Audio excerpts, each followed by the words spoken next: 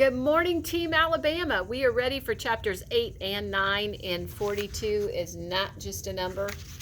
Please join me in reading these pages with me. Page 31, chapter 8, The Confrontation, July 6th through November the 28th, 1944. And just keep in mind what's going on in the world around them. Jackie stood waiting for the Army bus to take him on the first leg of the trip to the military hospital in Temple, Texas. It was 11 p.m. and hot and muggy, day or night. Summer in Fort Hood, Texas was unbearable, with temperatures regularly reaching into the 100s.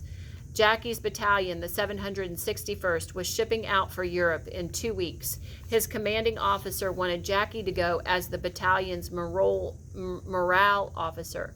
But Jackie's old ankle injury still gave him trouble. In the morning, doctors would examine Jackie and make the final decision as to whether he was fit for combat. The bus pulled up. Jackie got on. Walking down the aisle, he saw Virginia Jones, the wife of another black officer, sitting in the middle of the bus. He sat down beside her and settled in for some friendly conversation. A few blocks later, the civilian driver, Milton Reniger, stopped the bus, walked back to Jackie and ordered him to move to the rear. And Jackie realized that Reniger must have seen him and Virginia Jones through his rearview mirror and assumed, because Virginia was light-skinned, that Jackie was sitting next to and talking to a white woman. Such behavior by a black man was totally unacceptable in the South, and Jackie refused Reniger's orders. Public buses in Texas cities and towns were still segregated, but Jackie was on an Army bus on an Army base. Just 1 month earlier, the Army had outlawed segregation on all vehicles on military bases. There was no reason for Jackie to move to the back of the bus, so he didn't.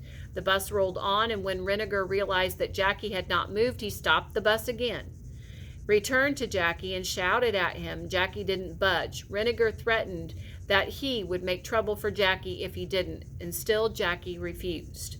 Their verbal duel became even more heated. Neither man was going to yield. And when the bus pulled up to the last stop on the Army base, a passenger, a white woman who worked in the Fort Hood kitchen, declared that she was going to press charges against Jackie. "That's all," Jackie said. "I don't care." Reniger asked Jackie to show him some identification, and Jackie refused to do that too. And when Jackie overheard Reniger telling people at the bus stop, "This is making trouble," Jackie marched over, put his finger right in Reniger's face, and cursed him. Someone called the military police. And when the military police arrived, they correctly addressed Jackie, an officer, as sir, and respectfully asked him to accompany them to tell their commander what had happened. Virginia Jones offered to go with Jackie to corroborate his story, but Jackie told her it wasn't necessary. He was confident that when he explained what had transpired, it would be clear and that he was in the right. He had broken no rules. But Captain Gerald M. Baer, the commander of the military police, didn't seem interested in hearing what Jackie had to say. Baer ordered him into an anteroom to wait while he questioned 2 white guardhouse officers about what had happened, and Jackie couldn't believe it. Those guards hadn't even been on the bus. Anything they might have known about the incident they learned secondhand. Baer wasn't treating him with the respect due an officer. Jackie wasn't going to allow this. He followed Baer into his office, protesting that he should be questioned instead. "Nobody comes into the room until I tell them," Baer warned. When Baer finally called Jackie into his office, 2 white women were already there. The one with the pad was obviously a stenographer, but who was the other woman who immediately started firing questions at him? And where did she get the authority to do so? She threw her questions out so fast that he didn't even have time to respond. And when he told her to stop interrupting him, she stomped out of the room. Captain Baer growled that Jackie was an uppity and had no right to speak to that lady in that manner. "I feel I have as much right to tell my story as she has to ask questions," Jackie countered. The captain fumed, and in the end he brought Jackie up on 2 charges: behaving with disrespect toward a superior officer and willfully disobeying a lawful command to remain in an anteroom until summoned. These charges were serious. Jackie was facing a court-martial. If found guilty, he could lose his rank as an officer, be dishonorably discharged from the Army, or be imprisoned. A conviction would follow him for the rest of his life, and it was hard enough being black without such a stain on his record. Yet Jackie wasn't afraid. He had done nothing wrong and had every intention of testifying to that. He believed, as his mother did, that God would take care of him.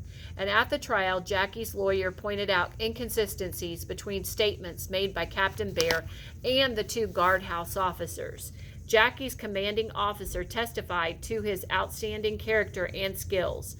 Other soldiers in Jackie's battalion testified to his integrity and reputation.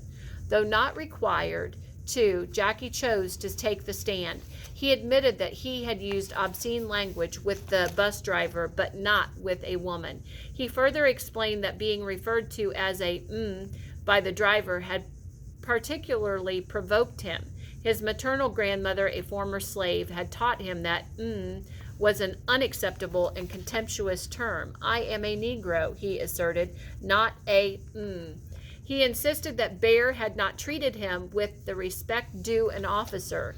In his summation to the jury, Jackie's lawyer stated that this was simply a situation in which a few individuals sought to vent their bigotry on a Negro they considered uppity because he had the audacity to exercise rights that belonged to him as an American and as a soldier.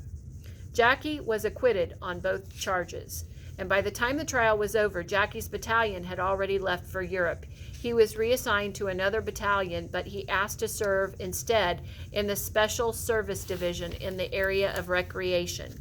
He was told there were no openings for colored officers there. He appealed to remain on active duty in a limited service status, perhaps working in a defense plant where he could be useful to the war effort. That request was denied too, and he was assigned to yet another battalion. He appealed again, explaining that he wasn't fit for infantry service because of an old football injury. On November the 28th, 1944, Jackie was transferred to Camp Breckinridge in Kentucky, where he was honorably relieved from active duty by reason of physical disqualification. He was 26 years old with no prospects for a job. Shortly after that, Jackie by chance ran into Ted Alexander, who, before he was drafted into the Army, had played for the Kansas City Monarchs in the Negro American League. The Negro Leagues had developed to counter the exclusion of black athletes from Major League Baseball. They played 200 games a year and brought pride to the thousands of black Americans who attended their games. Alexander told him that the Monarchs needed players because so much of the team had been drafted into the armed services. For Jackie, who despised segregation and had fought it as best he could since he was little, the leagues were a poor second, but it was a job, and he would be doing what he loved. He wrote to the Monarchs manager and was accepted on a tryout basis to spring training. Okay, we're going to stop there. That's the end of chapter 8.